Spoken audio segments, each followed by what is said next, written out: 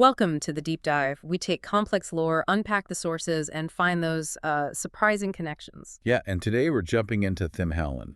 It's this incredibly rigid, magic-based world where the rules of life are literally called the mysteries of life. But here's the twist we're exploring. This society, built entirely on magic as life, sees technology as the ultimate evil, the forbidden mystery of death. Right, it's a fundamental contradiction. Our sources, histories, personal accounts, even a secret prophecy paint this picture where innovation itself is blasphemy. Life equals magic. Technology equals death. That's the core paradox. We're going to follow two key figures whose paths collide and, well, lead to forging a world-destroying weapon. Okay, so first you really need to get the feel for Thimhalen's structure. It's not just some magic, it's a whole feudal system built on it. Everything that exists was shaped, formed, summoned, or conjured. That's the quote. Everything. And there were 9 mysteries originally, but 2 key ones. Time and spirit got lost in these huge conflicts, the Iron Wars. Exactly, and that loss, that trauma, it hangs over everything. It fuels this deep, almost primal fear of anything they can't, magically control. Which makes sense. So the remaining mysteries dictate your life, your cast. Pretty much. Let's focus on the big 3 power groups. Okay. First up, the Albinora, wizards, right? Earth mystery. Yep, they're the governors, the administrators, the crafters, the ruling class, basically the knowledge aristocracy. Got it. Then who? Then you've got the Duke Sirith, warlocks, fire mystery. The muscle, warriors, enforcers. Right, but here's where it gets really intense.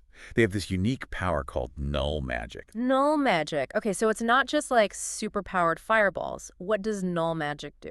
It's devastating, actually. Huh. It lets them literally drain the life, the magic, right out of other living beings. Drain it. Wow, so it doesn't just counter a spell? No, it empties them. Incapacitates the Magi by taking away their very essence. It gives the enforcers the ultimate power over anyone else's life force. So the rulers put this incredibly destructive, almost anti-life power into the hands of their military. That says a lot about how stable things really are. It really does. And then, finally, there's the Catalysts. The most controlled, maybe the most tragic group. They embody the life mystery itself, but they're weak magically, personally. Yeah, often they can barely do basic stuff. Yeah. But their power is life transference. Sacred stuff. So if warlocks destroy catalysts, supply. Exactly. They're living conduits. They absorb raw life, raw magic from the world, focus it, enhance it, and then transfer it to Magi who can wield it. They're the power grid for the whole realm. And because they're the resource. Their lives aren't their own.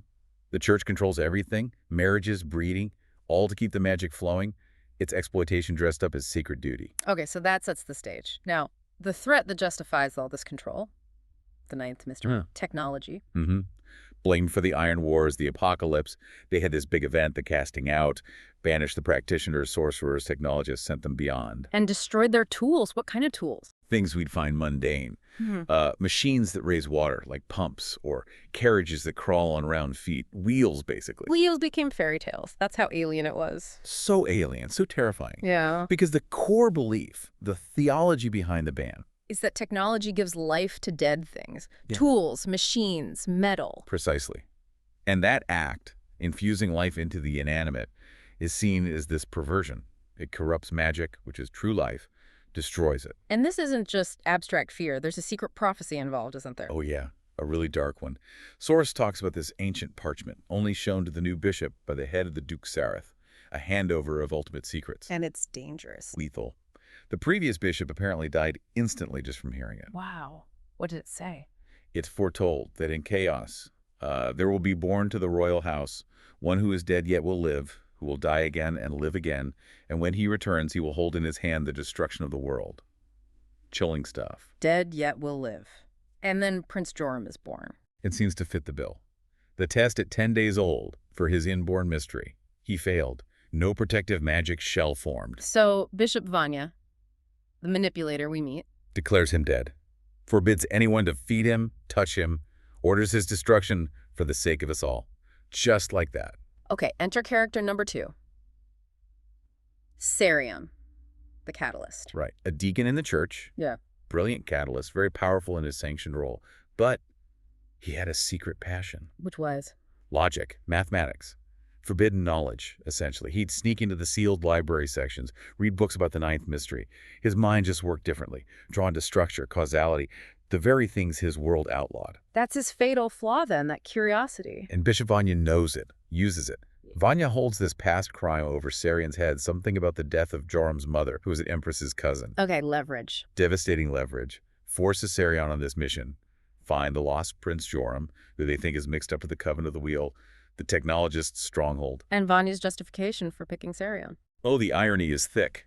Vanya says Saryon's math skills give him a ideal cover with the technologists, sending this secret sympathizer to infiltrate them, weaponizing his sin. But Jorum wasn't destroyed back then. No. His mother, Anja, a wizardess, saved him secretly, fled the capital, disguised herself as a low-caste field magus, raised Jorum out in the sticks, in Walrun. When she warned him. Constantly. Drilled it into him. What they do not understand, they fear. What they fear, they destroy. She knew the score. So Jorum grows up. Different. No magic. Right. Can't float things, can't conjure. Then at 17, it comes to a head. He kills this cruel overseer. How? With a rock. What? A physical stone. Through it. Showed this unnatural, non-magical strength. That act confirms he's an outsider. He has to run. And heads for the Outlands. Towards the Coven. Straight towards them. Meanwhile, Saryon starts his own journey. And it goes wrong fast. How so? His guide is this guy, Simkin. An illusionist, a spy. Worked for Rollock. Or Blachloch. The Duke Saryd Warlock, who's actually leading the Coven Saryon, is supposed to infiltrate. Oh, great. So Saryon's compromised from the start. Totally. But Saryon's sharp. He starts figuring things out, realizes Vanya lied about someone named Mosiah, Jorum's friend, as a pretext, which means Vanya must already have a spy inside the Coven. So Saryon's just a pawn, maybe even expendable. Exactly. He's caught in the middle, and the journey itself just breaks him down. Psychologically, physically. What happens? Well, first there's this encounter with a fairy queen, Elspeth. Tries to, mentally enslave him, steal his life transference power. He resists, but it weakens him. Okay, intense. But then there's a raid. Yeah, brutal raid on a village led by Blachloch. And Saryon faces this huge moral crisis. His job, his sacred duty as a catalyst, is to pump life magic into Blachloch during combat. But he doesn't. He can't. He's horrified by the savagery. He refuses, he breaks his vows, fails his duty. And the consequence? Blachloch beats him. Severely. So now Saryon's alienated from his church, physically broken by the very people he's supposed to be spying on. He's got nowhere left, utterly broken. And he arrives at the Coven of the Wheel. What's happening there? They're gearing up for war. Blachloch is leading them in forging iron weapons. They want to ally with another kingdom, Sharakan, and attack Marilon, the capital, bring back the Iron Wars. Bringing everything full circle. The forbidden tech is back. Which leads us to the climax. In the forge. Jorum, the dead prince, he's been studying these ancient forbidden texts he found. And he finds something crucial. The secret of Darkstone, a material that doesn't just resist magic, it absorbs it, actively drinks it in. Whoa. The ultimate anti-magic substance. Exactly. The perfect material for a weapon against a magic-based society, but to forge it properly. He needs a catalyst. Needs that life transference. And the only one there is Saryon. Jorum demands he perform the ritual. This must be Saryon's lowest point. The source calls it the blackest of the dark arts.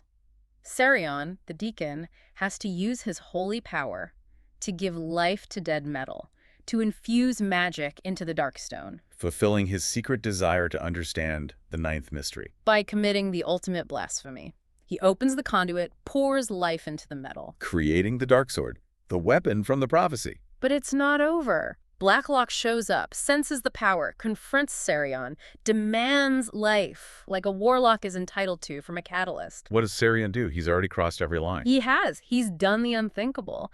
And maybe in doing it, he understood something new about life flow, about null magic. Wait, you mean? Yes. In this shocking moment, Saryon reverses the flow. He doesn't give life, he takes it. He uses null magic, the warlock's own power, against Blachloch. So he drains the warlock. Completely. Leaves Blachloch totally powerless. Just a man. No magic. Helpless. And Jorum.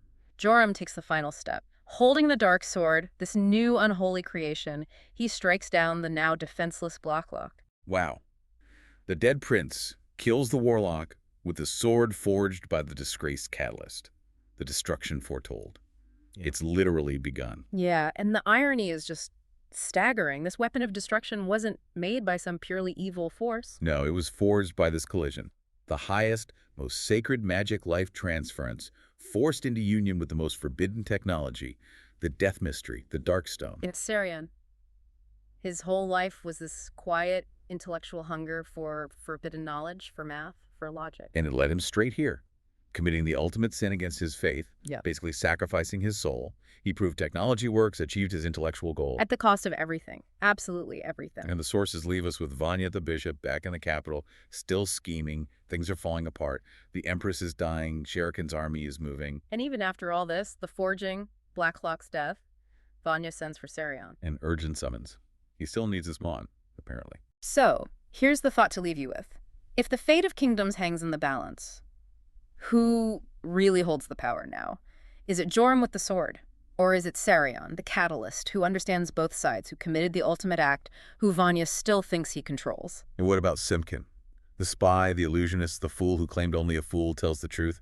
He saw Saryon betray the church. He saw Blachloch betray the Coven's original aims.